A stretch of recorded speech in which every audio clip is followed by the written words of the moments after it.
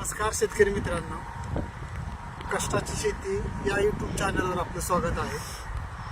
आज आपण आडसाली ऊसाच्या शेतामध्ये आहोत. तर यामध्ये आपण रोपे काय लावली, पण या ठिकाणी काही रोपांना असं जांभळसर रंग आपल्याला दिसतो आहे.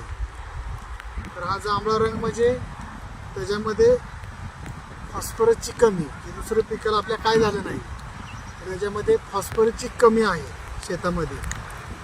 तर आपल्याला हा फॉस्फरस कोणकोणत्या खतातून घेता येऊ शकतो ते आपण त्या कमेंटमध्ये आपण टाकणारच आहोत. तर घाबरण्यासारखं शेतकऱ्यांनी काही नाही. आता पाऊस चालू आहे, त्यामुळं आता आम्ही या ठिकाणी व्हिडिओ थांबवत आहे. शेतकरी मित्रांनो, या ठिकाणी पाहू शकता आपण की आता फुटव्यांची संख्या वाढायला लागली. तर हे फुटवे वाढत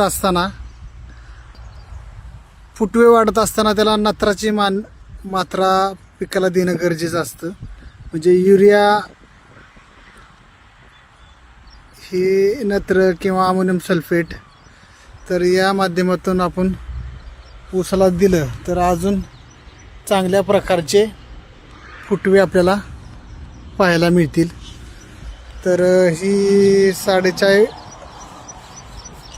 फुटाची सरी असून आपण 1.25 फुटावर याची लागण केलेली आहे. तर हे रान आमच्या आईने संपूर्ण खुरपून एकटीने टाकले आहे. जवळजवळ 1.5 एकर असेल रान. गवत थोडंफार कमी होतं त्यावेळेस, पण सगळं रान तुम्हाला या ठिकाणी कुठंही गवत या ठिकाणी दिसणार नाही.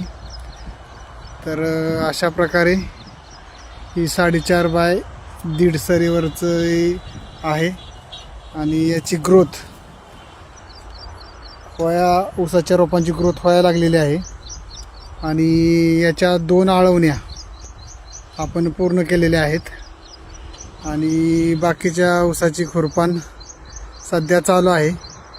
आणि त्याच्या पुढचा जो प्लॉट आहे, जे झाड दिसते, तर त्याच्या आपण तणनाशक घेतलेलं आहे. आणि हे 10 आपलं जे अर्धा एकर आहे 7 फुटाच्या सरीचं, ते फक्त आपली खुरपणी चालू आहे. कारण याच्यामध्ये आपल्याला आंतरपीक घ्यायचं आहे एक. तर अजून अधिकची माहिती तुम्हाला जर पाहिजे असेल तर व्हिडिओला लाईक करा, सबस्क्राईब करा. आणि आम्ही तुम्हाला अख्ख्या वर्षभरात जे आम्ही आमच्या शेतामध्ये जे उपक्रम राबवले आहेत ऊस, तर कमी खर्चात जास्त उत्पन्न, तर ते तुम्हाला नक्कीच समजेल.